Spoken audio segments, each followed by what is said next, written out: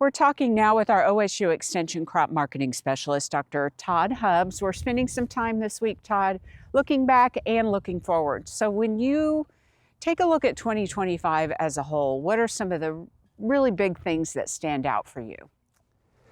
Well, prices falling dramatically throughout the year for most of our crops. Large supplies, both here and around the world. Massive amounts of trade policy uncertainty under the new administration, basically another trade war with China, and just all kinds of uncertainty in general around biofuels policy, the Farm Bill, just a lot of uncertainty, really. Yeah. Would you say uncertainty really the big theme that kind of carried us through on all of these big topics you mentioned? There really is, and you know, we've seen some of that congeal and clarify over time, at the end of the year here, but we're still carrying a lot of it into 2026 too. When you think about 2025, what were the broader things that you kept an eye on in terms of the crop markets?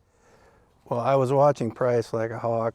The days of $7 wheat are gone. You know, we pushed below 5 and some market lows that we haven't seen in quite some time. Soybean prices were flat, corn prices were as well, as they carried in from 2024.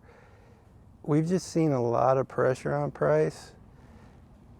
We saw the crop acreage numbers come out in the spring, and that huge corn number sort of took it down another level. I think there was some thought that the wheat crop would be a little smaller as we moved into the later part of spring, and that didn't materialize either. We keep finding bushels of corn and wheat all over the world, and it's just a lot of pressure on price. And you know, you're always looking at weather. We're always looking at the acres. We're always looking at the production numbers. On top of all that, just the massive amount of uncertainty around trade really hurt our markets, and there's really nothing we can do about that. So winding down 2025, kind of what's the status at this stage? We got a lot of crops in the world. Prices are at low or ends of ranges we've seen at the end of the year. I would like to think we've hit the lows in some of these, and we're going to build back up as we get into the new year.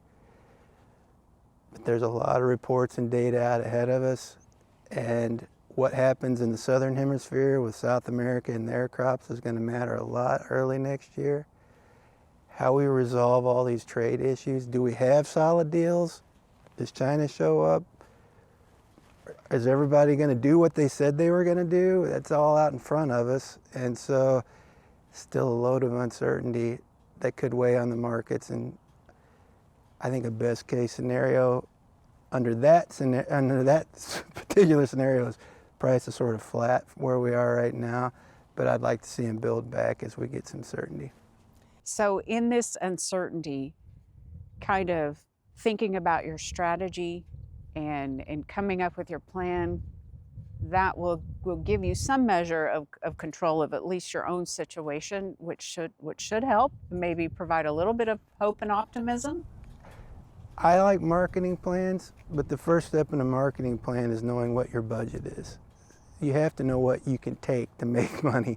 So building those budgets and understanding what's a profitable level for me, and everybody's different. So you know, it's very easy to hear people talking at the coffee shop about this, that, or the other, but everybody's in a different place. So I like a good marketing plan. I like to think about target prices. You don't have to sell everything all at once. You know, you can build over time, but if you hit prices on rallies, and we tend to see rallies in the early spring around weather events in South America or here in the US, those are often good times to take advantage. And January is the perfect time to kind of sit back and stay in where it's warm and map out that plan. Start thinking about things, yep. All right. Todd, thanks a lot. Great information, and Happy New Year to you. You as well.